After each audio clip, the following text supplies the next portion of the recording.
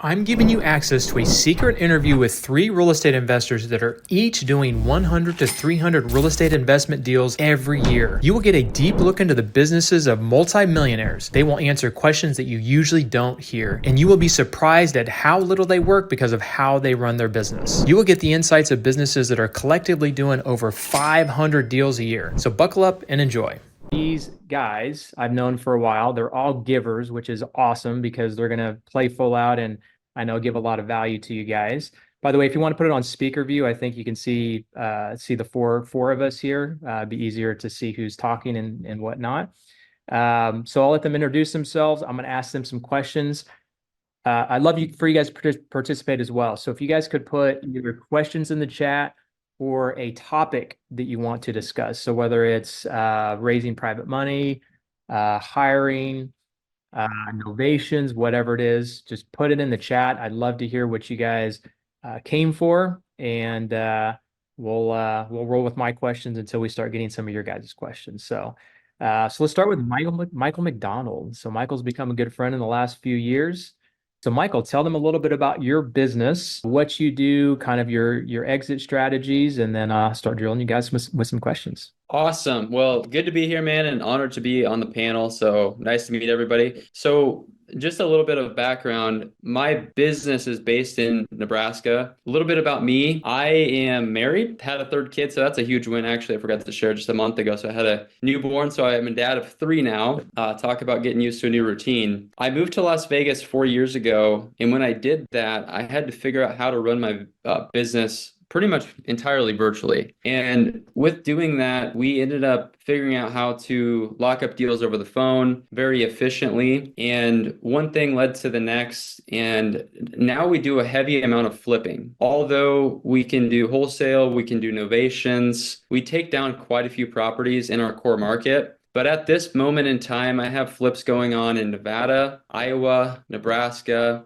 in Arkansas. I have a couple flips going on in Arkansas as well. So all over the place in terms of like where we do business. Really, we're just looking for great, deeply discounted deals. 100% inbound. So, being a part of Tony's mastermind, we run TV. We just fired up TV in Las Vegas, just picked up our first deal from that effort, which is pretty awesome. And we're buying a property in California for $5,000 down, which is pretty insane if you think about it. So exciting. My team right now, we've cut back the fat a little bit. We're seven full-time employees, ramping up marketing efforts. And what my team looks like now is I have 3 lead managers. I have 2 full-time acquisition managers. I have a full-time transaction coordinator, a full-time executive assistant, and I have a marketing manager as well as a tech support who really helps with operations. And I have a COO. Which is the newest addition within the last 6 months. And after, I would say, running my business very much not like a business. And the reason I say that is because if I stepped away, my business would not perform and not continue to pump revenue. With my operator, he's crushing it. Everything seems to be running really efficiently. And I'm not a part of all of the decisions, which is awesome. So it definitely didn't start that way. It took me 4.5 years to figure that out. But now that I've got that person in place, it's been a huge game changer. So that's a little bit about me and what I have got going on right now. Congrats, man. So talk about lifestyle. When I met Michael, I think he just moved to Vegas from Nebraska. So investing in Nebraska, figured out he wanted to live somewhere else, moved to Vegas, kind of like I did from Wichita to San Diego, and decided what lifestyle he wanted to live. And congrats on, that's a short amount of time, 4.5 years to get from, pretty much starting out, right? I think it was about 4.5 years ago when you started out to being able to grow your business where it is now and automate it and get it where it doesn't really need you anymore is unbelievable. So congrats on that, man. Yeah, thanks, man. It's been a lot of fun and hasn't been easy. We learned a lot of lessons last year, I would say. If you're actively full-time in real estate, hopefully we can share some lessons that we learned last year. But as far as lifestyle goes, man, I had the most fun I ever had traveling and going on vacations, taking my kids to Disney, doing different things like that, and I couldn't have done that without the real estate business. Honestly, just from a financial perspective and then also just from a time freedom perspective. So it's been a lot of fun, man. Good stuff, man. Good stuff.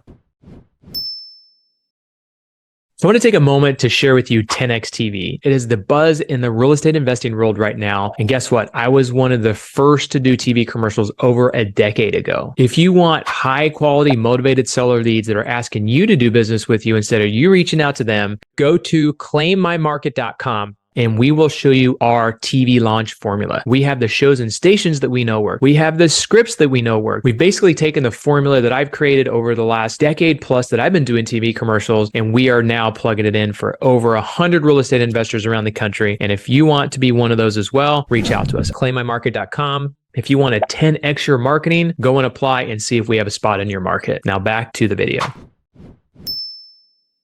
All right, Michael Smith, you want to give an intro and tell people who you are and your different kinds of strategies and how you've gone from where you are now a little bit till, or where you were to where you are now? Yeah, so I started with TV, August 17th of 21, and I was working a full-time job and got fired the same day they saw my TV ads run. So I had to figure it out real quick, and very grateful that I had inbound from the start. That's all I've ever done is inbound. Last year, we've been wholesale heavy. I'm trying to get to an 8-figure wholesale business this year. Got a lot of upward headwinds to kind of figure out, but I think we'll do it. Last year we did 2.3 in assignments on 140 something deals, so just over 15K assignment, and we're looking to see what we can do to crush that and do about 4X this year out of Columbus, Ohio. Nice, sweet. And you're doing multiple markets, so that's cool. Not many people have successfully been able to do multiple markets. So I think you're in 3 markets now, right? Yeah, we started a third one March 1st. Awesome, good stuff. Looking forward to diving into that. James Kolde, what's up, man? Tell us a little bit about your business and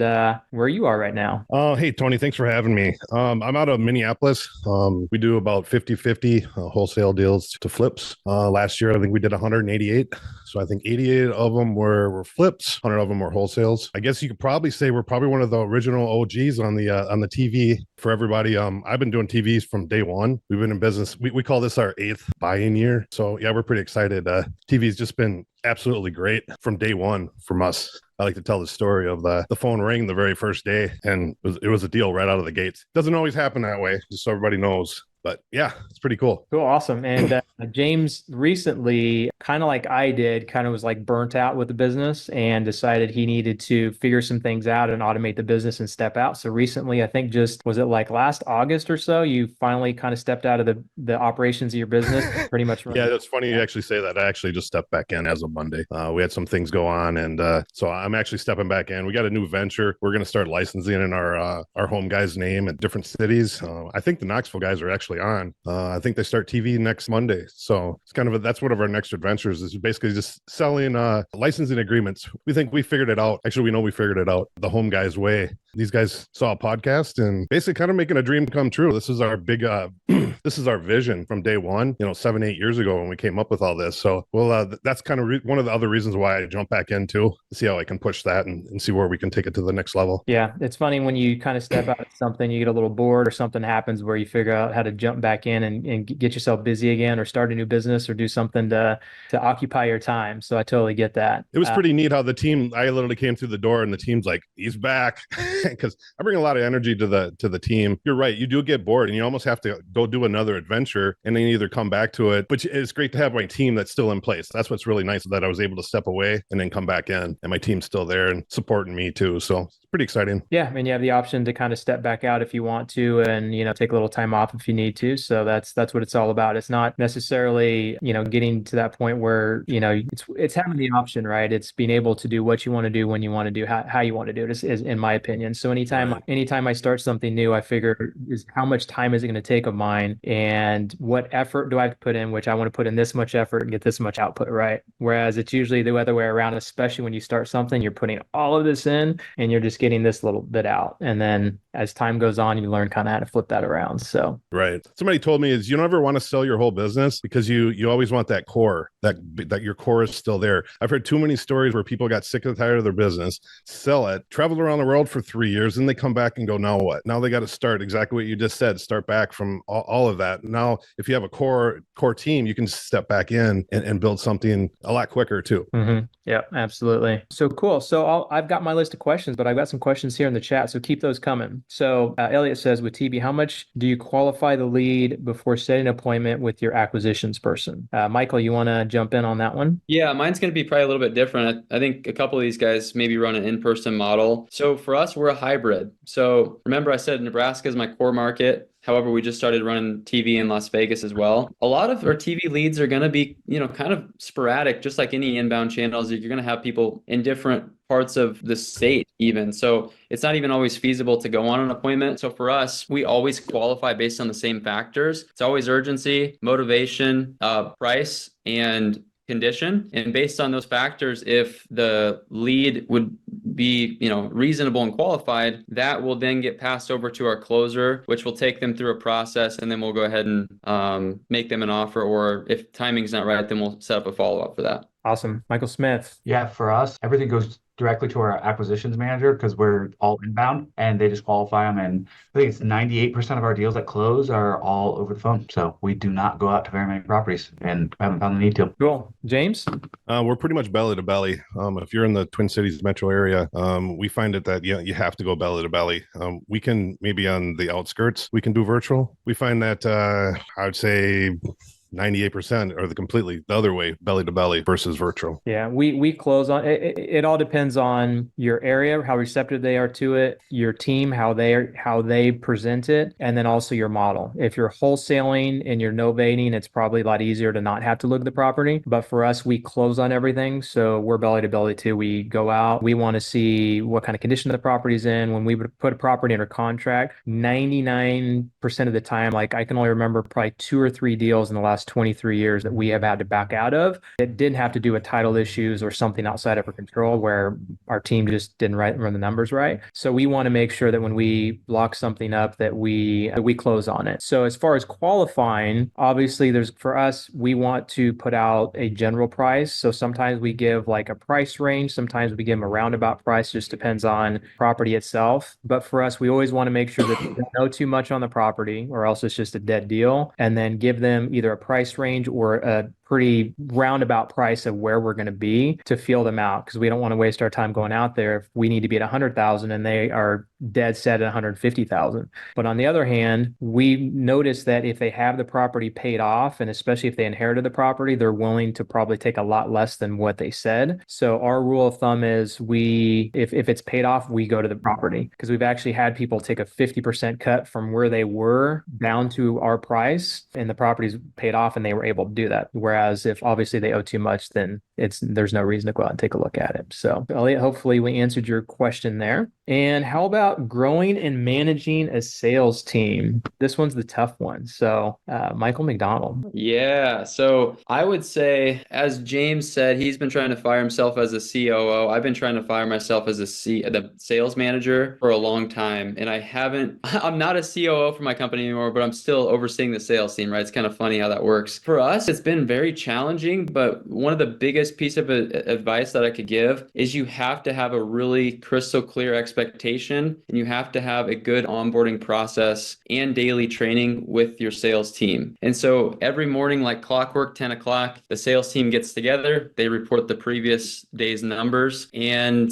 we hold them accountable to the expectations that we have. If they're not hitting them, which it happens, we had to fire somebody at the end of the year because they weren't hitting their expectations. So finding somebody who's as hungry as you as the business owner, I would just say good luck. But there's good people out there who want to and have what it takes to do it. You just have to make sure to communicate that vision so they want to work for you. Awesome. Michael Smith, this is something you've done in a lot in a very short amount of time, is growing your sales team. So I'd love to hear what you have to say about this. Yeah, a lot of it's what Michael said. I've been sales manager the entire time. Sales is what I came from and why I got into this, because I was buying properties before off of wholesalers and realizing they were making more money than I was. So for me, it's daily training. It's finding people who are coachable. I like to find athletes that made it through all 4 years of college, or people who have been with the same company for 3 to 4 years. We're finding people, in our interview process, we have them make a mock call, and then we just, no matter if it's good or bad, we just tell them it was one of the worst ones we ever heard and just see how they respond to it, because that's the person who's going to do really well is when they hear they're doing bad, instead of like trying to fight you or say you're wrong, they're going to come back and say, okay, can you educate me and tell me what I could have done better? And if they respond that way, I'm like, okay, they're coachable. Last, just like someone who doesn't get offended when someone says no, or upset when someone says no, or like when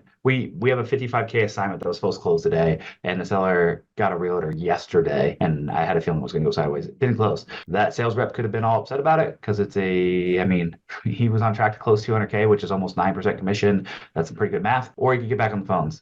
He chose to get back on the phones. That's someone who's going to do well instead of worrying about what didn't happen, focusing on what you can control, which is the next phone call. Good stuff. How about you, James? Building a sales team. I found the perfect version of myself, and we hired her. She's a female version of me, and normally I say that about my daughter, but she's pretty awesome. She can really run the team.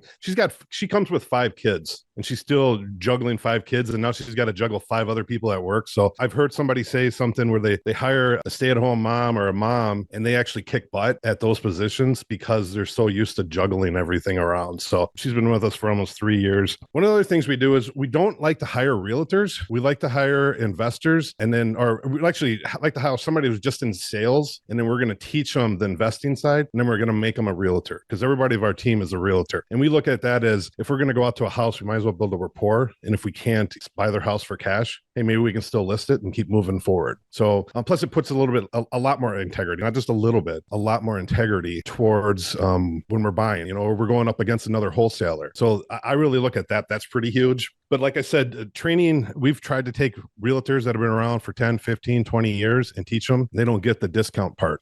They think a discount is like $10,000 off. I'm like, no, it's like 30,000, 30%. So that's probably one of the biggest things that I think, we don't go anywhere without our sales, right? We don't really go anywhere without our marketing. And then our marketing is our sales. So I think our sales is one of the most important things we have to make sure we take care of your team. The other thing is making sure your team is always recognized. Empower your team.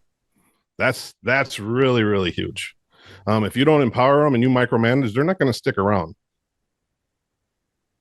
So yeah, I heard something the other day. Dan Martell, I think is his name. He said, "Manage the outcome, not the tasks." Right. And that hit me because I'm someone that I want the outcome, but sometimes I'll get a little too granular with the task. So it's like, here's what I want. You guys figure out how to get there, and I'll train you, of course, and answer questions. But empowering for sure. And one thing I'll say about salespeople, that's probably one of the hardest to hire.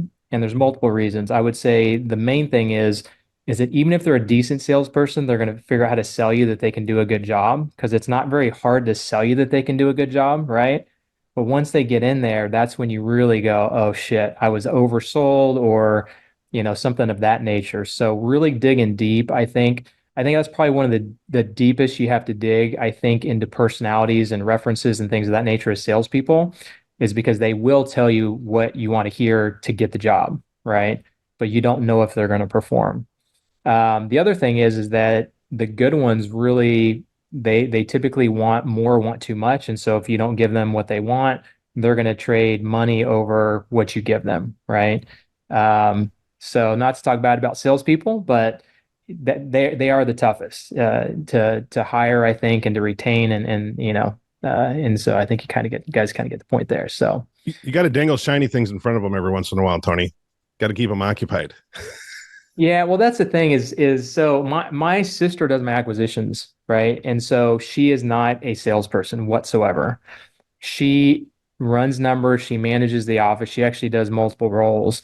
But a lot of people think that you have to have super sales ability to be able to sell.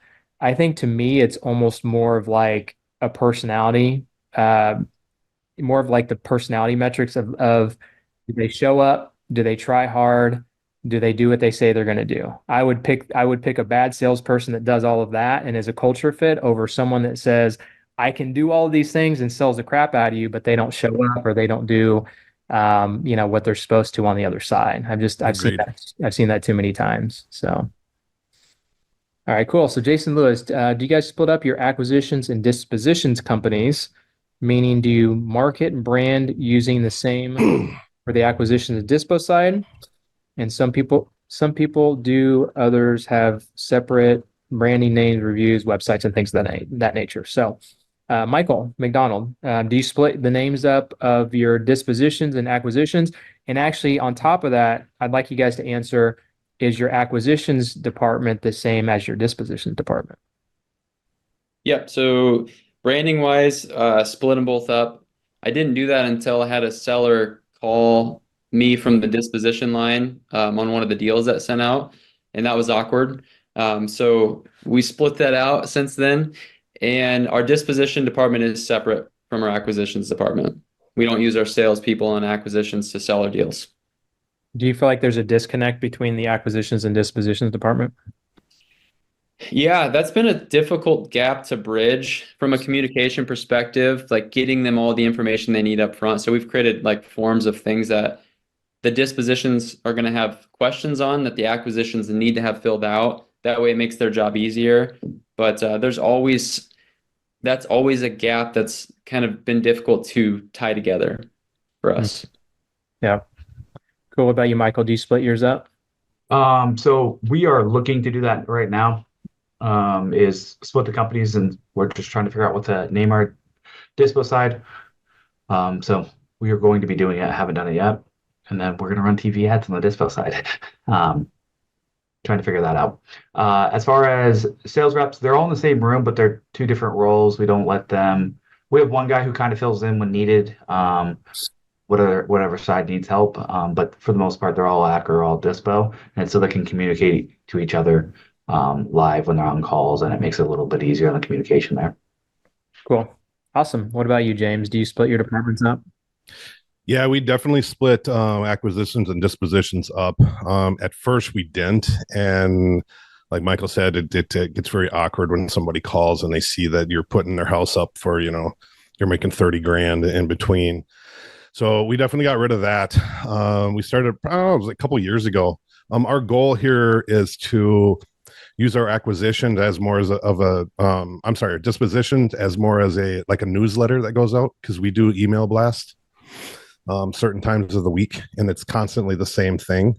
So it's like Mondays at 3, Wednesdays at 10, and was it like noon on Friday? It's our goal was to have other wholesalers that are in the Twin Cities areas, hey, let us be your disposition person to get rid of the property for you. We've just been so busy, we really haven't been able to do that. We just thought why not try to figure out how to make even more money out of a disposition side. And they don't interact. The only time they interact is maybe, hey, Paul, you think you can get rid of this property for roughly the same amount we can make on a flip, and if he can, he gets rid of it. So that's the only kind of talking they do. Otherwise, they're pretty much in separate corners. Yeah, cool. Awesome.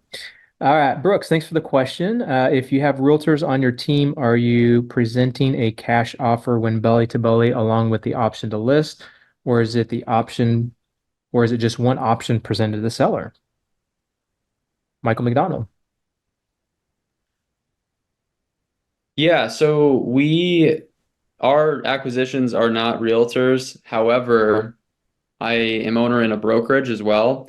So we do have a way to funnel in realtor referrals. So we do definitely capitalize on that. But our acquisitions team is always going to go for the deep discount for the wholesale as low as possible. If that doesn't work, we're actually pitching novations as well. So if they want a higher price it's a nicer home, we're going to go ahead and shoot for the novation. If that doesn't work, then we'll refer it out to the agent. So we have a couple of different exit strategies, and we've done creative as well. But realistically, it's like we're just trying to flip it, and if we can't do that, we're gonna refer it out. Cool. Michael Smith, do you have realtors on your team? Yeah, I don't have any realtors. We're just focused on the cash. Every now and then we'll do a novation. We're just trying to get the best at being the best cash buyers first. Cool. What about you, James? Yeah, we're definitely all realtors. What we try to do is we're paying a lot for those leads, and we want to monetize every single dollar that comes out. So if we can help them out, we like to say we're a full solution real estate company. You come to us with an issue, let's figure it out for you.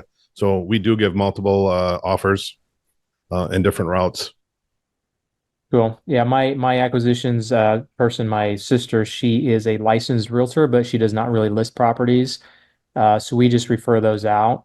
I think we did try at one point in time, and people, when they want cash offers, typically want a cash offer, and if they're going to deal with a realtor, they kind of feel like it's bait and switch sometimes if you're coming out as a realtor, is what we've kind of found.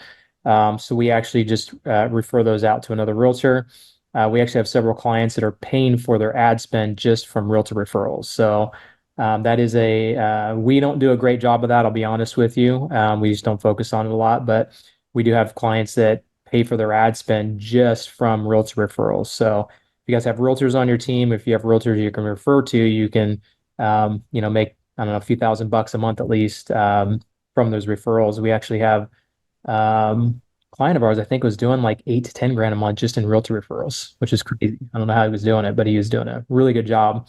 I think the realtor was on his team, actually, now that I think about it. So that's how we have it set up, Tony, is we don't want them to actually turn it around and run with the listing. They get a percentage of that listing, and they tee up. Their job is to tee up the in-house person. Because again, we had it before where they would get 50% of the listing, and now they're trying to jockey how they're going to make the most money. And so their goal is to 100% buy for cash, or if they realize it's not going to go that way, tee up that in-house person. Because you don't want that your acquisitions always buying. That's you're gonna get burned on that. Yeah, and don't ask if they want a realtor referral. Just tell them. We found that's helped a little bit, where we're like, okay, we're going to connect you with a realtor and have them give you a call, instead of like, hey, do you want a realtor to call you? They're going to know almost every time. So instead, tell them. That's a great idea. And you're more likely to get them to talk to the realtor for sure. Cool. All right. Well, I'm going to jump into my questions because you guys ran out of questions here. So if you guys have any more questions, please do put them in the chat. So for those that are growing their team, which I think almost everybody is at some point looking to hire in the near future, what is the one hire, or maybe even two hires, whatever you want to get into, that has helped you the most in your business? So I know people ask me, like, what should my first hire be that are solo entrepreneurs? So I'll kind of answer that here in a little bit. But Michael Mcdonald, what's one of the, if not maybe the top two hires that you made in your business? Yeah, so I think you really need to figure out what your unique ability is. Most of the real estate investors who I talk to like sales and are good at it, which is what makes them successful. So you want to get the paperwork, the data work, all of that kind of stuff off your plate. So for us, it was a transaction coordinator. Got them doing the paperwork side of things. And then in order to scale, needed somebody to start taking the calls. So whether that be a lead manager until you can hire a closer. But those couple were our first hires. Cool. Michael Smith. Yeah, I think what really transitioned was last January when I hired a sales guy. I really just spent the time training him and educating him, reviewing every call. And I think last year he closed his first 12 months, 1.1 or something like that.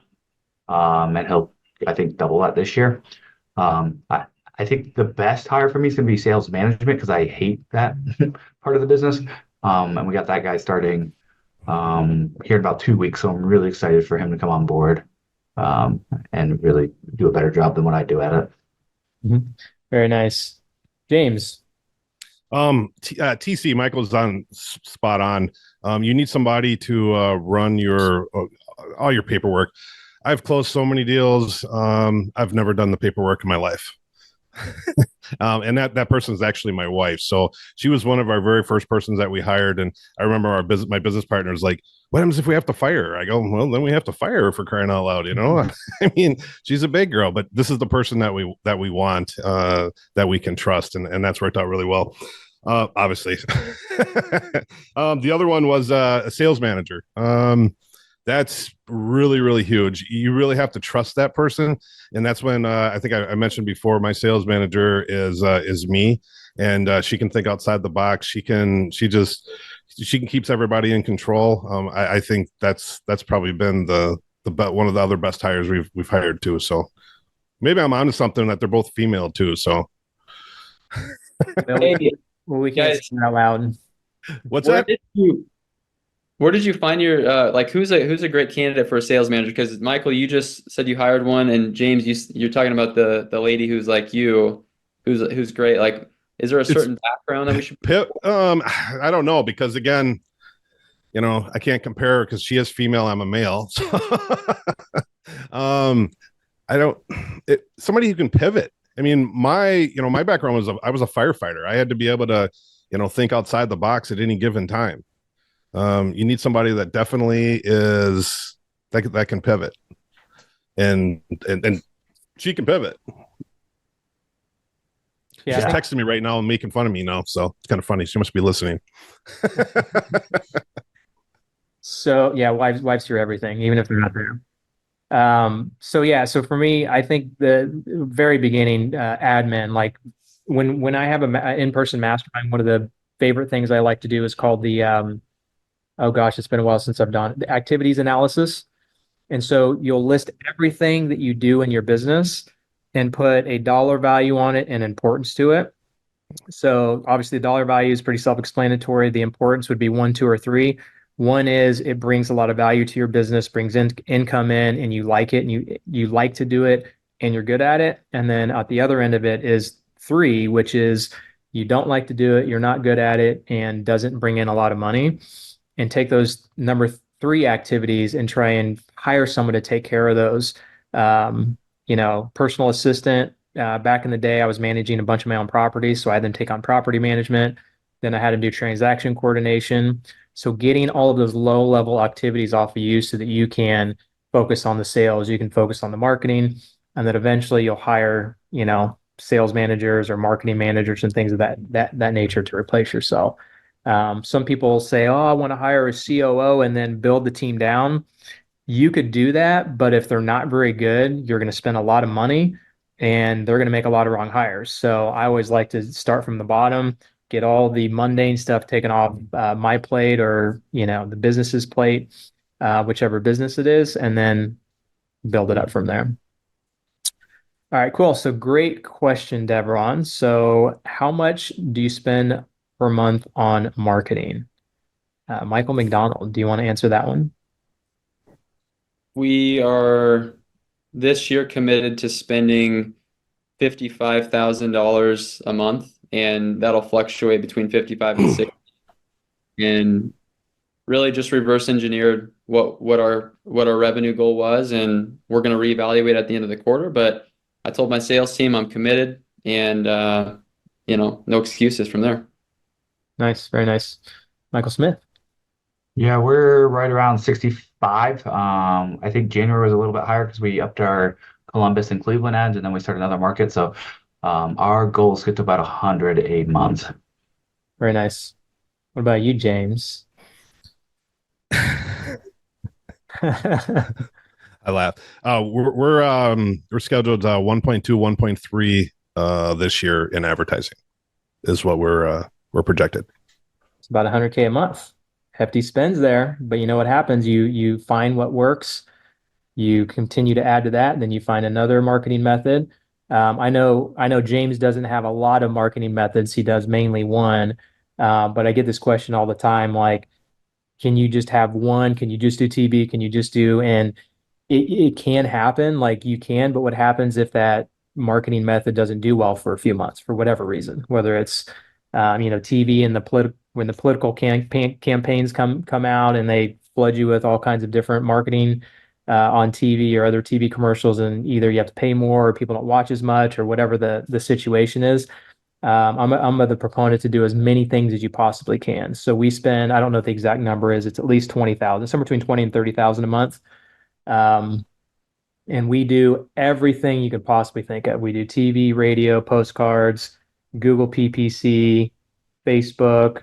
We have a digital billboard that we own on one of our commercial properties that we have. So almost every single thing. We don't do cold calling and texting. We don't really do any outbound. And some of those marketing methods don't even return that much. We just know that we want to be everywhere. So like our PPC and our Facebook, we get a 1 to 2 times return on our money, and sometimes we'll get a 3 times if we're lucky. But we just want to be everywhere. And we don't know if those marketing methods are actually helping our other marketing methods, where it may be 1 to 2 on this side, but it's really closer to 3 because it helped us get deals on the other side, or they told us it was from another marketing campaign when it was really this one. So people ask that question, what should the minimum return be? And to me, if we can break even and do it, or especially do it 2 to 3 times, we're definitely going to keep it. So just hey, Tony, we actually do a lot more than maybe you think. Yeah, we do. I just saw somebody was asking the big channels that we do. Obviously, we do TV, a lot of PPC. We do mailings. We just don't. We always have to dabble. My suggestion is make sure you're always dabbling, like what Tony said. Always dabble in something else besides your main line. You never know when that's going to go a little sideways for a little while. So that's the best advice I can say. Just so somebody was asking, a lot of it's PPC, TV. We also do billboards. I think we need to talk, Tony, about some radio, and they all work together, like you just said. One feeds the other. It's a lot of branding. You want to make sure if you're going to have a brand that you're branding, that really works well, if that makes sense. Yeah, and consider it a long-term play. I mean, obviously, if you're spending money on PPC and you're literally getting no deals, then you want to cut it. But if you're making a little money or breaking even, like I said, I mean, it's a long-term play, because at some point there might be a year where it just all of a sudden you get a 5 to 10x return because you close a few big deals, So usually averages out in your favor if you stick to it long term. So cool, Brooks, looking for some general advice here around the sales manager role. I have hired a handful of acquisitions managers and lead managers in the last 12 months, and I'm failing as a manager. I can close deals, but feel like I become the fallback person to attend the seller appointment with them to help them close. Therefore, I don't end up hiring myself out of a job. So I bet you every single one of us have been there. What are some things that you guys have done to overcome that, to hire someone that doesn't have to be micromanaged and can do their job by themselves? Michael McDonald. Well, I don't have a sales manager yet. I am that person. So I'm with you, Brooks. Honestly, it's been a tricky one for me to also get out of as well. I'll still close deals from time to time because I love to do it. And that's a weakness, right? My team, I shouldn't be getting on the phones and closing deals probably, but it's tempting when you like it and you're good at it. So one thing that I would say definitely would help from a management perspective is I've had an acquisition manager who had sales experience, and they're used to managing their own pipeline, and they're used to, eating what they kill. So, if you give them the right tools and the resources and you have a good rapport with them, it makes managing very easy. So that's definitely nice when you can just find a salesperson who gets the job done. Makes management a lot easier. Mm-hmm. Cool. Michael Smith. Yeah, so how I'm looking at it is I had 10 years of sales experience with $3 billion plus companies. I was top 10 rep at all 3 of those companies. And I look at all the sales managers I had. For the most part, they were only hired because they were good sales reps or promoted to sales manager. They weren't actually really good sales managers. So the best sales managers I've ran into are really good listeners, really good at understanding and keeping their salespeople on task. I haven't found many salespeople who are good at staying on task and keeping up and following up with sellers and all those things. They're really good at listening to people, or it can be a learned skill. And to me, the best sales managers can go in, listen to the calls, give them feedback, coach them up, and then handle emotions. I think a ton of salespeople are super emotional. So if you can handle those emotions and know when that person's being emotional and really break down like, hey, what's going on in your life that's causing this? Because a lot of times it's not work related, and then help them out with whatever that problem is, they get back on track to closing deals, which I have found to be really a huge help with my sales team. Whenever they're dipping, it's typically something's happening outside of life, and I got to go figure that out and help them manage that problem, whatever it might be. And so that's what we're looking for in a sales manager, someone who understands sales process, stuff like that. I don't expect them to be the best at sales, but I do expect them to be the best at handling employee emotions, understanding what's going on in their lives, and how to help improve their lives, because when their lives are improving, they're doing better at work. I don't handle Thanks for describing my sales manager. I defer I to the figured that was the last. case because females are really good at that. They are. Right. You hit it spot on. That's exactly where she's at. Where I that was probably the one thing my emotions are. I want to tell them just to go pound sand, right? I mean, she's probably Do a little the job, better than like that. do the work. Yeah. What are you So, here to do? You get paid. I'm HR's worst nightmare, you know. Yeah, same. But yeah, that's you said it right. I don't even know if I can even add anything else to that. Spot on. Cool. Awesome. Good stuff, guys. Sterling, do you offer, oh, skip down. Do you offer radio management too? Yep, we do radio as well. So I do TV and radio, as I mentioned. My media team has been doing radio for 20 plus years. They can manage radio like the back of their hand, like TV. So we absolutely do that. Oh, let's see. Sorry, my screen here is a little small on the chat. Saw a good question here. Where is it? Eric Hitzelberger, what key metrics are you tracking on ad spend, and what are the actual numbers? Cost per lead, cost per deal, leads per deal.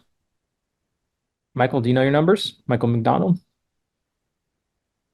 All right. Let me find that question again. What was the first part of that, Tony? What key metrics are you tracking? Are you doing cost per lead, cost per deal, leads per deal? And then I think he wants to know the numbers if you have them too. So all of it, especially when you're spending really any amount of money, you should be tracking your numbers. But when you start to spend 50, 60, 100,000 a month, like it's life or death for a small business to track your numbers. So what I'll say is we have two different components. When a lead comes in, we're tracking if it's a legit qualified lead or if it's not, meaning solicitations, somebody take me off the list, because we do direct mail as well.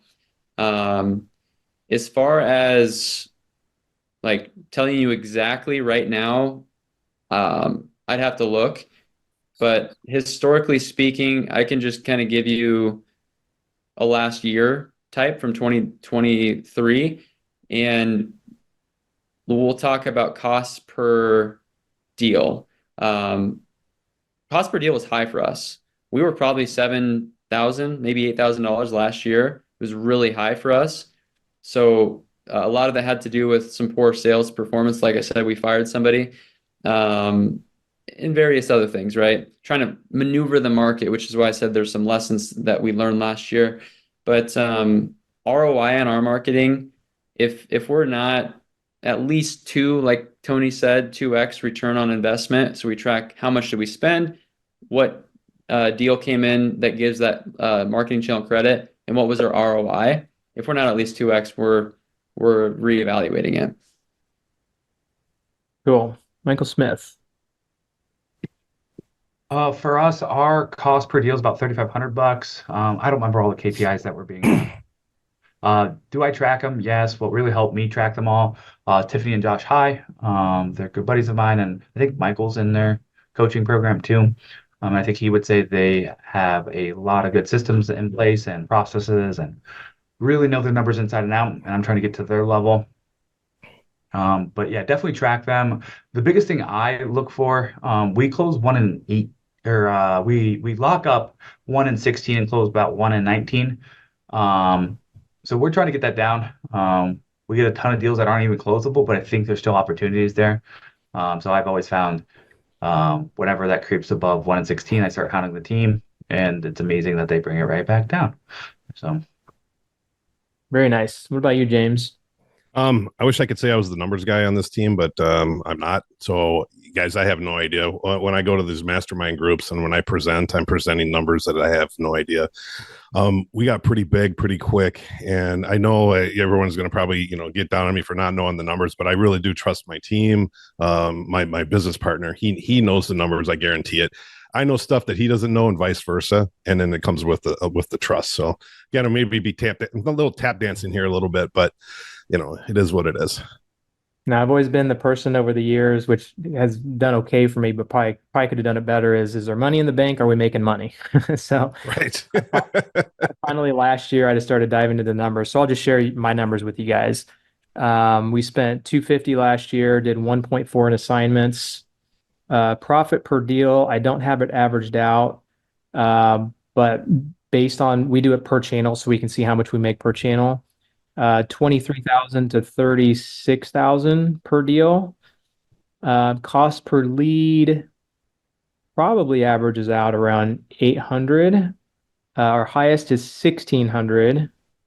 Our lowest is 688. SEO, we don't really count 120 just because we don't spend a lot, but we allocate a lot to SEO, even though we're not sure if it's our SEO efforts or, them finding us on Google Maps and things of that nature. And then cost per purchase is between 6,000 and 9,000. And what did you say yours was, Michael? 7,000? Yeah, between 7 and 8 last year, which to me is unacceptable. It needs to be 4 to 5 where I'm going to feel a lot better about it. So we'll get there. Yeah, I mean, it also depends on how much you're making per deal. Like I think I'm kind of okay with that just because our profit per deal is over 30,000 and as high as 36 for some marketing channels. And it's actually probably higher for some deals because we keep some of ours long term, so we actually make more money on those deals. We don't really count that additional revenue and appreciation in the future, but there is some there for sure. All right, cool. Bunch of questions coming in. Love it. Hey, Tony, one question I have is how much we close 50, we're averaging like 40 to 50,000 a month just off of our website. How much are you guys closing off your website? Let me go back to the numbers here. Like I said, like last month was 61,000 for us. Yeah, when people say they Googled us, we can't allocate anywhere else. I mean, we only bought 6 deals last year, but we made close to 180,000 on those 6 deals from SEO. So we're in the same boat. Yeah. Michael, James, what do you guys have for SEO? Do you guys have numbers for your SEO? James, never mind. You don't have any numbers. Thanks. I can get them. I just don't have them right now. I'm gonna look at my CRM. I know our website performs really well though.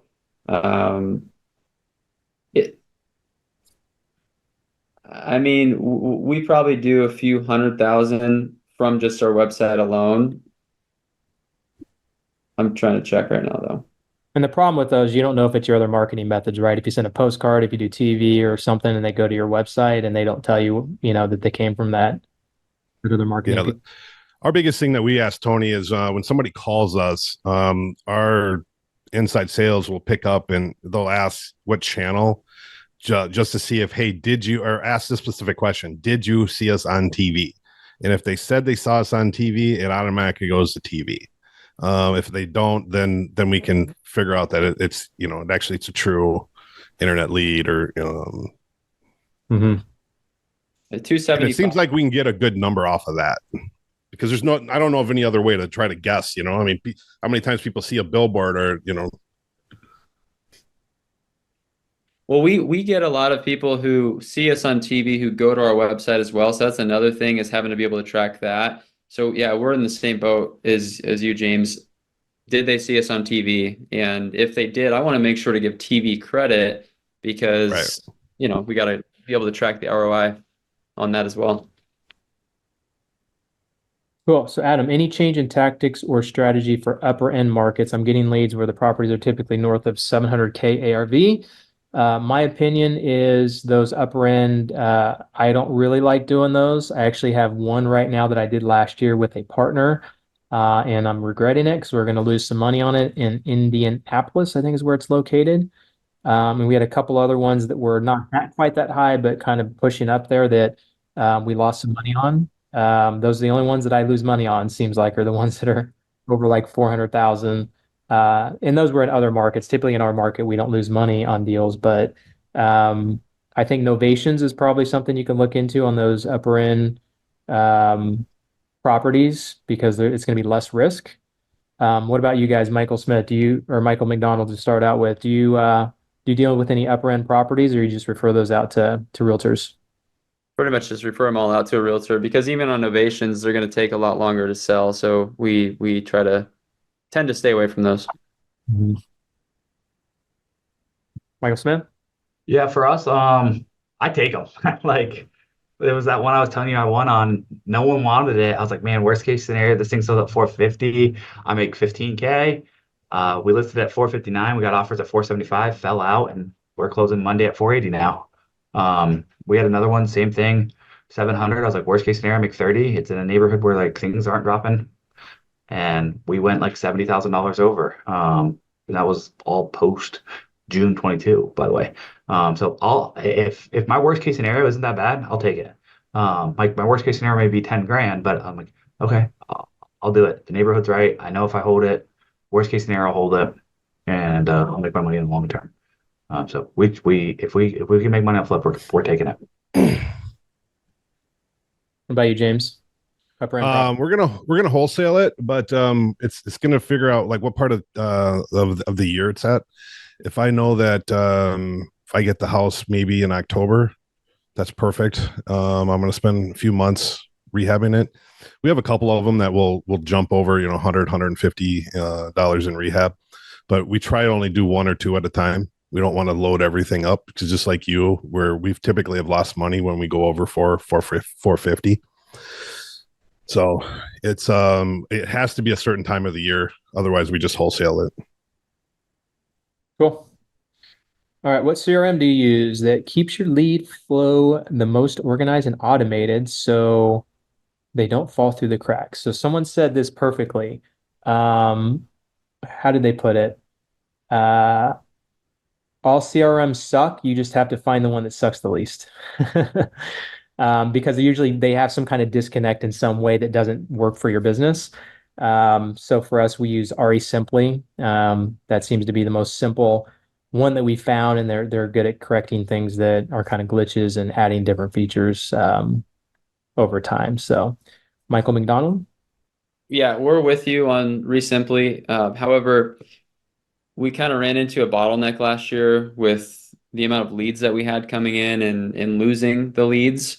And so for that reason, we developed out Salesforce, and I'm kind of regretting it now, because I talked to the owner of Resimply, and like he's talking to people who are doing 20 plus deals a month and trying to figure out how to please them too. So like you said, Tony, Resimply is great. They're beginning to innovate even more. So may have made that decision too soon. Yeah. I actually have a discount code, resimply.com/REM. I just put it in the chat. So if you guys use that to book a call, I don't know if you book a call or sign up, but Sherrod, the owner, gave me that code for our clients. So I'm going to share that with you guys. If you want a discount, I can't remember what the exact discount is, but then also I have a resources page that has other resources too. So I just put that in the chat. Typically give that to clients, but there's different PPC providers and whatnot. And actually Michael can talk about his PPC here in a little bit too. So you guys can go there and get some good resources. So sorry, Michael Smith, CRM. Yeah, I use Resimply as well. It's not perfect. Leads get lost, but I'm making money, so I'm okay with it. Their phone system's actually pretty good. They just came out with an update where I could whisper in to my leads. It has its glitches, but I have confidence Rashad will figure it out. And that's why I stick with them. Is whenever there's a problem, they do a good job fixing it. And any problem that's come up, if I was with a Salesforce, I couldn't fix it faster than what they're doing. So if that's the case, why the hell would I go build out a Salesforce? So until that happens, I won't change it.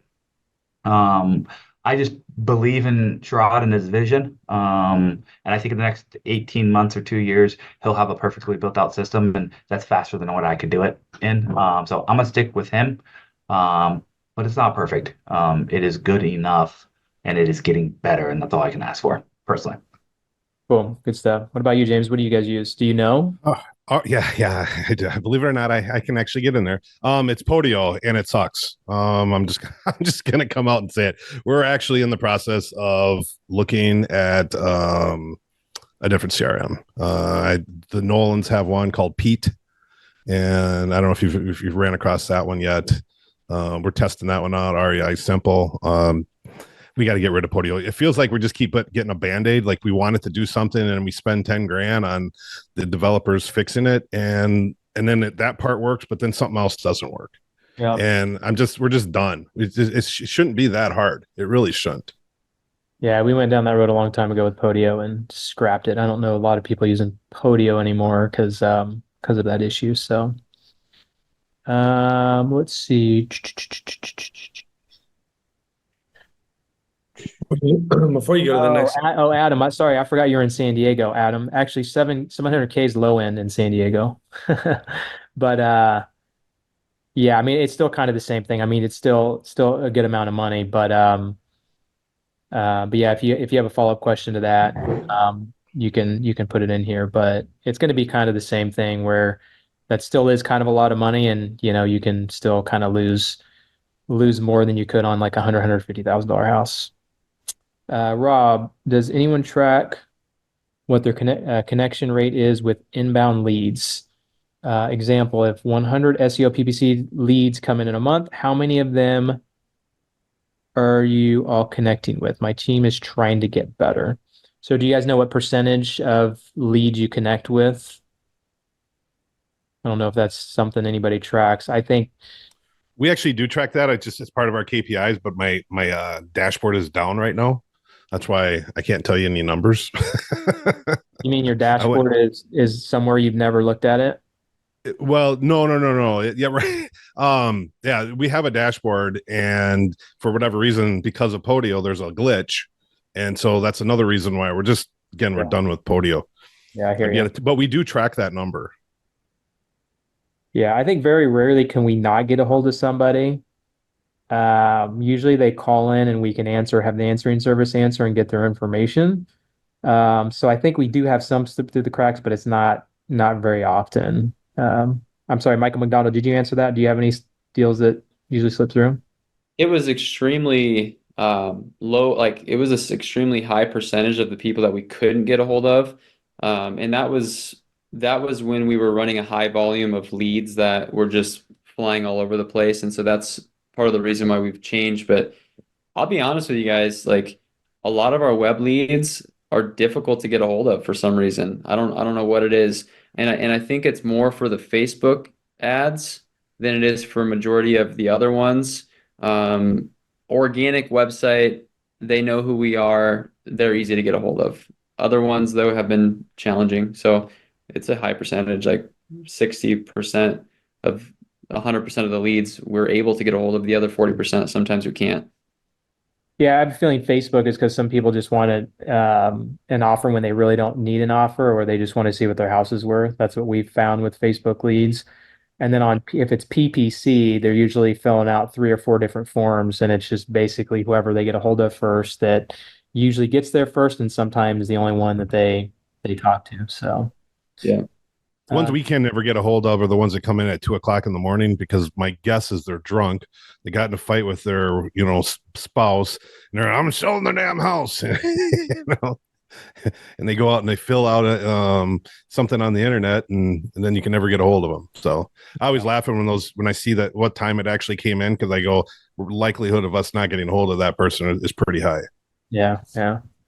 Nate asks, have you had any issues with the phone system on RE Simply? I think someone mentioned the phone system. Yeah, we've had good luck with it personally.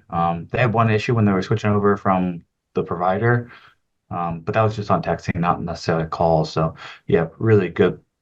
Every now and then a call goes missing, and they've always been able to find it and give us that recording. So no complaints on Simply's phone system. They only have a one-line dialer, I think, though, if you dial out a lot. Yeah. Okay. I don't think we've had an issue with it, or else I probably would have heard about it. Jasper, follow-up question. When starting a new channel, do you give 90 days from launch to see a return, or would you give a brand new channel just a bit longer? Just launched PPC and I'm in the red 2 months in. LOL. So PPC might be different, but for me, when we look at TV, radio, Facebook, and Google, for sure, we'd want to give it, or actually, I'm sorry, not PPC, Facebook. Well, maybe PPC too. I always think that 6 months is a pretty good metric. I mean, really 12 months, because a year can change. Like you can get a killer deal we had talked to a client last week, and he almost stopped his ads at one point after about 6 months, and then he ended up continuing, and then it started kicking in. And then he told me the other day he just got a deal under contract or closed on it. He's splitting up the lots, and he's going to make like 250 grand from it, and that's going to totally up his numbers for last year because he got it under contract last year. So I'm under 90 days, very minimum. If you don't commit to 90 days, don't even do it. 6 months is a better metric, but really 12 months. Now, if you launch PPC and you're 2 months in, you literally have no deals and not very many leads, that's something to evaluate and say either I have the wrong provider, it's too competitive. I mean, there's a lot of different things to think about there. Michael Mcdonald, what are your thoughts on that? Yeah, I mean, I agree 100%. And I would ask you, how much are you spending a month and in what market? Because like Tony said, it's going to really vary on the market. And I'm in the same school of thought as you.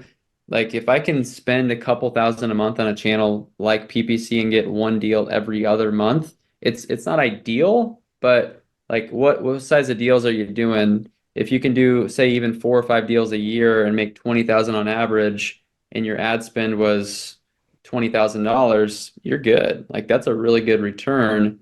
So yeah, you're definitely going to want to evaluate how much you're spending. So if you don't mind sharing that would be helpful. Michael Smith, what do you think about that? How long Yeah, for us, yeah, I think 6 months is if you're gonna start something, do it for 6 months. We just aren't gonna give up on something that quick. Especially like a lot of people will say, "Oh, I had a bad month," and then 3 months prior they had a 1 to 6x return. It's like, whoa, like there's ebbs and flows in business and ebbs and flows in everything. Why wouldn't you calculate that? So the longer time frame, if you look over a longer time frame, it almost always works out. So our goal is never to shut anything down, just increase ad spend. Yep, cool. What about you, James? The only channel that I know that gave something right away is TV. Otherwise, you have to sit there and play it out a little bit. I always like what you guys were saying. Pretty much, you got to do a 6-month test. You could even go a little bit lighter and go 12 months. But you want to keep your toes in the water on everything, in my opinion. Mm-hmm. Rob asked question, does anyone track what percentage of their deals come as a result of long-term follow-up? Michael Smith says 40% of his deals come 90 days or older, which is interesting. That's a pretty high number. What do you see, Michael McDonald? Do you see more of your deals coming from follow-up or from like right out of the gate?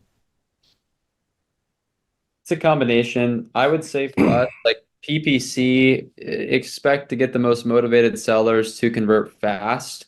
If you can get them while they're emotionally like over it, like James mentioned, you have an ex-husband who literally just got in a fight with his wife and he's like, I'm done with this house. But then you got to get the other person on the same page. So those ones convert fast, but overall, you still have to have a good follow-up sequence because we always get deals from follow-up too.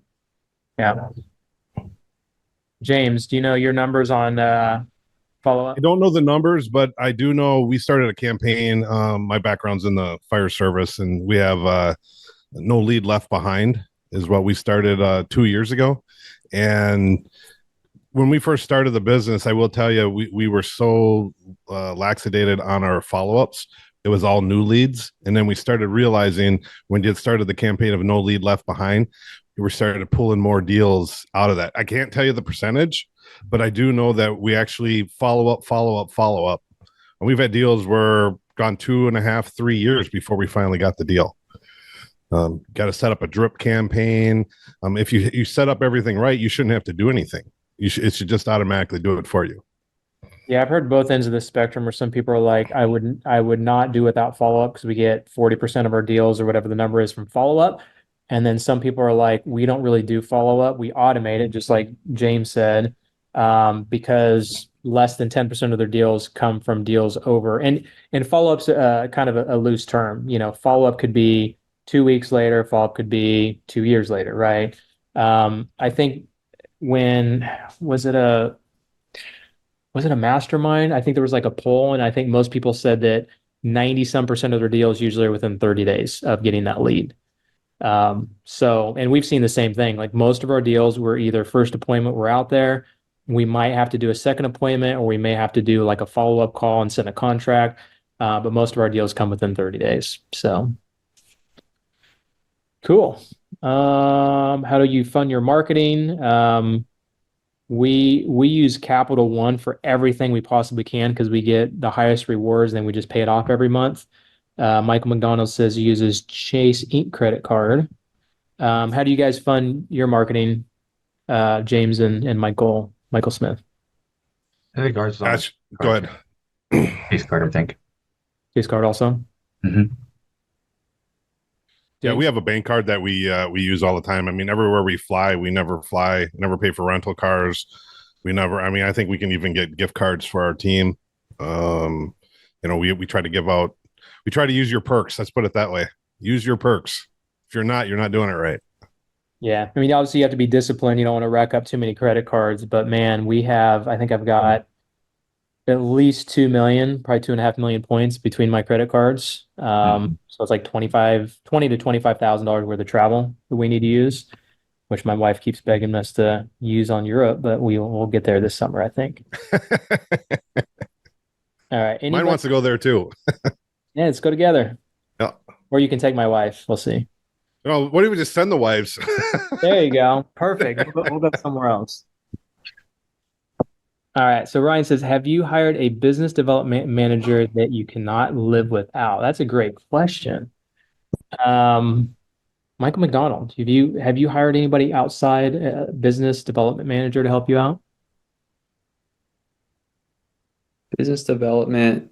So I did hire a recruiter who we had help us with some business development type stuff. She was great for us because she came from a hard money lending background. So she actually was able to bring some money relationships, some knowledge to the table from that perspective, which obviously helps with business growth. But she's been a great hire. I use her as my executive assistant right now since we're not like proactively hiring. So she's an A player. If you can find an A player, you just got to find something for them to do. And that's what we've done with her. So that's an employee that's doing the business development. Yep, it's an employee. Yep. And she also helps like for brand building, reviews, customer experience. If anything goes south on anything, she's the one who puts out the fire. Like she's the barrier between me and the seller who's like, I want to talk to Michael, right? Like that stuff's going to come up. So she's the barrier, which is great. Yeah, cool. Michael Smith? Yeah, for us, we haven't. We are maybe looking into hiring Gary Harper because I'm good friends with Ryan Pineda. But we haven't done anything with it yet. Cool. James? We've had Gary Harper out 2 years ago. That was pretty nice. We had a pretty good structure already, and it was just more or less it kind of confirmed that we were on the right path from what we were doing. And then we had Jerry Green come out last year and did some inside sales training for a couple of days, and that was great. The team absolutely loved Jerry. Basically, the John Martinez stuff that he took over. Yeah, we hired Gary Harper last year also. Not cheap. Probably worth it overall. Helped us structure our meetings and scorecards and things of that nature. So if you want a connection, Ryan, you can email Noah or I, and we can connect you with his team. My personal assistant that I mentioned to you guys, I'm still training her. She's only been with me about a month now. I don't even know if it's been a month, right around a month. But once I get her trained up on all the basic stuff, I'm going to have her kind of get more into I don't know if I call it business development, but it's more just like the integrator. If I have an idea, I'm like, hey, here's the idea, take it, run with it, figure out who to hire, how to do it. So that'll come from within. If you have any follow-up questions on that, you can put them in there. I'm not sure if we answered your question 100%. Sounds good. Thank you. Yeah, my pleasure. Thanks for the question. Jesse, what's up? If you were starting your business all over again from scratch today, what would your steps be? That's a great question. Michael's McDonald, starting all over. That's a really good question. I feel like somebody needs to put together a YouTube series on this one. Right? Well, let's do it right now. We'll do a little 10-minute spiel and I'll put it on YouTube. Man, I mean, I think number one is you need a blueprint, right? So, like Michael said, we also use results. I would find somebody who has exactly what I want, and I would find a way to either pay them or follow what they're telling you because they're going to have the next 4 steps, right? But I started with $50,000 in credit card debt, zero money, and I seeked out a mentor, and I can't tell you how important that person was for me. So that was my first step. Even though I didn't have the money, I found a way to make it work. Laser focus. So a lot of you guys have heard us talk about, wholesale, innovations, creative finance, all these different types of things. I love how Michael said, just like, I'm the best cash buyer. Like, I'm going to laser focus on this one thing. I was laser focused on wholesale. I wanted to figure out how to be the best deal finder. So laser focus on one exit strategy and start getting those relationships that could lead to a partnership, that could lead to money. That way you're in a position to, if you can't wholesale, be able to partner with somebody to maximize that deal or whatever the case may be. So those are just a few things. And study sales, become the absolute best at that, and marketing. I mean, marketing and sales is the lifeblood of this business. So those are a few things that I would do. Sorry, it wasn't necessarily your step by step, but Tony will put that into a YouTube series. Michael Smith. Step one, make sure you understand sales. Step two, just funnel yourself leads. That's exactly what I did. I knew sales really well, and I was like, I just need leads. So I called Tony because he said he could get me leads, and it all came true. Sweet. James. So what's really cool about that question is I actually get to do that with this licensing, and that's what's super nice. It's like, so the Knoxville guys are a new home part of the home guys version, or they bought a licensing, and what was really nice about that is I can go, hey, you don't have to spend all this money to figure anything out. I figured it out already for you.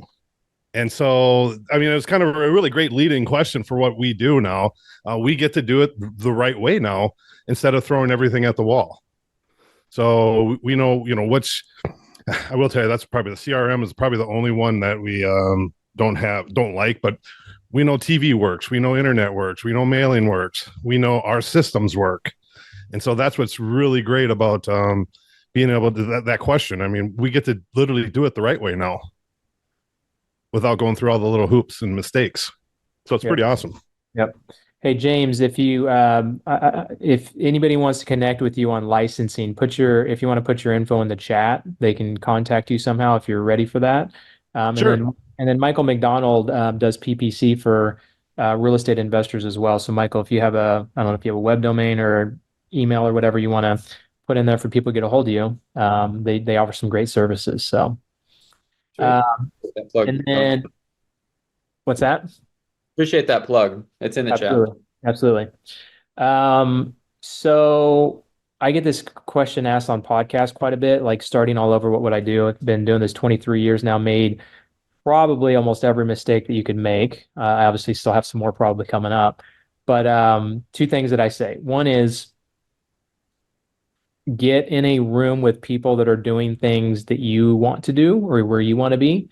That's one of the reasons that I put on these mastermind groups. I'm not charging you guys for this. This is just me kind of saying, what would I want? And so it was 2001 I started. I didn't get into a mastermind group. Now, granted, mastermind groups weren't a thing back in 2001. Neither was Zoom or, any kind of online meetings. But it wasn't until about 2013, it might have been 2012, that I started getting rooms like this, like actually physically in-person rooms. And then I realized, holy crap, there's a guy doing 100 deals a year. There's a guy doing 1,000 deals a year. I mean, it was just like mind-blowing getting in rooms with those guys and just figuring out how they thought, figuring out how they did it, and just learning from them. So I would say just reach out to anybody you can and get in rooms like this where you can get as much information as possible. The next thing would be is I think Michael or maybe both Michaels mentions sales and marketing. I would do TV again. I would do TV earlier. I haven't told the story, but in 2005, I actually reached out to a news station myself, and I went to them and I said, "Hey, I just had this idea. I'm an idea guy. Like no one told me about it. I was just like, I called a TV station, NBC, and I said, give me what would it cost to be on TV? Again, I didn't have much money back in that time. It was $3,000 a month. To me, that was a lot of money. So I'm like, okay. And they put together the shittiest commercial you could ever imagine. Knowing what I know now, they didn't get me very many commercials at all. It was like, I think it was like 50 commercials for 3,000. Like most markets now, we can get like 300 commercials for 3,000. And I let it run for 2 months. And right at the end of the 2 months, I'm like, I've spent $6,000. I need to shut it off. And then I got a deal and made $6,000 and got my money back. And I stopped it. And I didn't start TV up until 7 years later. And just like James said, once I figured out how to do it right and found the people that could do it right, it started clicking right off the bat. So I wish I would have kept doing it and figured it out sooner. So that's my 2 cents on what I would do differently starting out again. Branding, and part of that has to do with branding too. It's branding yourself sooner. All right, good questions here. We'll do, let's see, maybe one more. I just realized we're running time here. A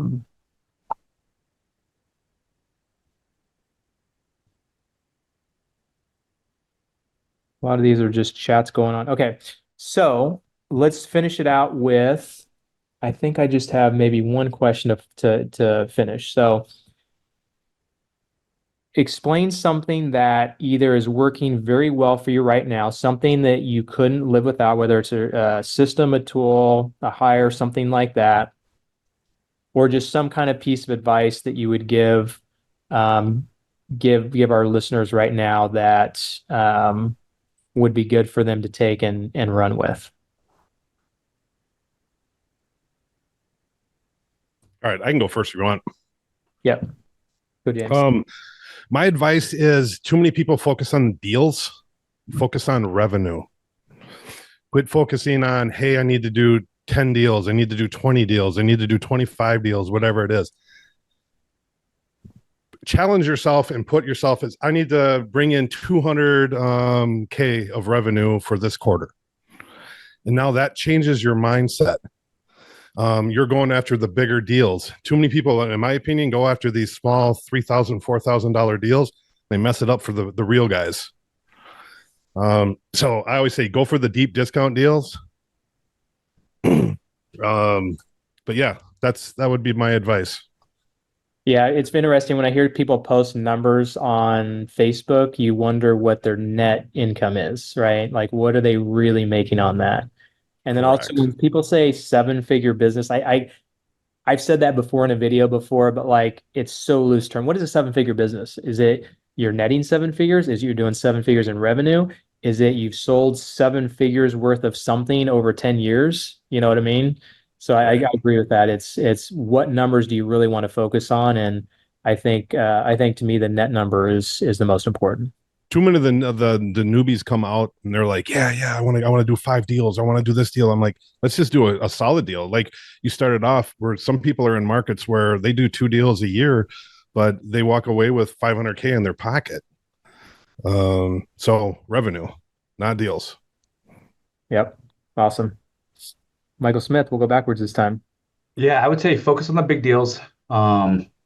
Columbus isn't known as like a really big wholesaling, but we do pretty well on it. We get a big 50+K assignment every month. And it's because it's just what that sales rep focuses on. And he'll get 3 or 4 deals every month and he closes 120 to 150 every month. The other thing is like just get off what your plate, what you're bad at. So for me, I don't do any paperwork or any organizational stuff at all. So just find that person and do whatever you're weak at as soon as possible. I hope you grow faster. Yeah, good stuff. Michael Mcdonald. Yeah, so ask yourself what you want. Like, why are you here? Why did you start this business? I'm big on that because it was like my driving force when things were really tough. And there's roller coasters in business, right? So this business is not for everybody, but if you know what you want and you're doing it for yourself, nobody can stop you. And so don't have the business that somebody on Instagram has. Have the business that you want. So how do you define success? So define what success means to you, and you'll be a lot happier. Good stuff. I love it. And then I'll answer one last question and give you my piece of advice based on this last question. Rick House said, any advice on someone that's starting commercials? He's starting March 4th. I would say with any marketing channel or just sales in general is to have your sales dialed in. So what I mean by that, it really starts in the beginning. You spend X amount of dollars on a marketing campaign. And we used to, for a period of time, we were actually listening to our clients' calls, and it was just atrocious, some of the calls that we heard. They either weren't answering the phone. If they did answer the phone, there was a kid in the background and they're like, hello. And, just, you got to have it dialed in. Like, especially if you're on TV, people look at you as the authority. And so when someone calls, it's, hi, this is Tony, Professional Home Buyers. How can I help you today? Right? If you can't answer the phone, if it goes to voicemail, call them back very quickly. For us, we have our calls. If our lead manager can't answer, it goes to a answering service and they get their information. So at least a human answers the phone. There's actually a study that shows that if you or someone answers the phone, a human, within a certain amount of time, I can't remember what the number is, but it's like even like 5 minutes to like 15 minutes is a dramatic drop off of how likely they are to do business with you, right? So if you answer in 5 minutes or get back to them in 5 minutes compared to get back to them in 15 minutes, the drop off just starts going. I mean, we're in the world of now, right? We want something now. If we want food, we can have it dropped in our doorstep in 20 minutes, right? People just want now. So answer the phone. If you can't answer it, maybe an answering service or have it go to a voicemail where you can call them back very quickly. Get out to the lead as quickly as possible. Quick last story is back in 2000, gosh, it was a long time ago, probably 2003, 2005, somewhere in that range. I invested in a phone system that tracked phone calls. And I was in the mall. It was like 6 o'clock at night. And someone called and they hung up. I got reception. I didn't see it go into my phone. Once I got reception, it texted me and it said, hey, you have a missed call. So I called that number back and it was a seller. And I remember it was Mays, Kansas on Kadive Street. And I called them back and I said, I will be there at 8 o'clock the next morning. I was there the next morning, 8 o'clock, put the deal under contract. And she told me that she had a bunch of other investors come in later that day to look at the property. And I got that deal. So when people say a marketing campaign doesn't work, I always think, is it the marketing campaign or is it their sales process, right? Because it just takes one of those deals to make a marketing campaign. You spend $3,000 a month, you get a deal under contract, you make 30 grand, you're at a 10x return. If you miss that deal, all of a sudden you're throwing your hands up and going, this marketing campaign doesn't work. And so we've just seen that over and over with many different clients that we feel like didn't have their sales process dialed in. And once we talked them through it and really dug in, that they were able to turn that around. So, all right, this is good stuff, guys. We could probably go for another hour or two, but I'm going to respect the time of our panelists here. They are givers. Appreciate you guys coming on. They've all become friends and they're just really good people. So thank you guys for coming on. Hopefully everybody else got good value. And I don't know, maybe we'll do one of these again in the future. But for now, we'll sign off. And thanks again, guys. And thanks everybody for joining. Thanks, Tony. Thanks for listening. If you like this video, you will love this. Please make sure you like this video and subscribe.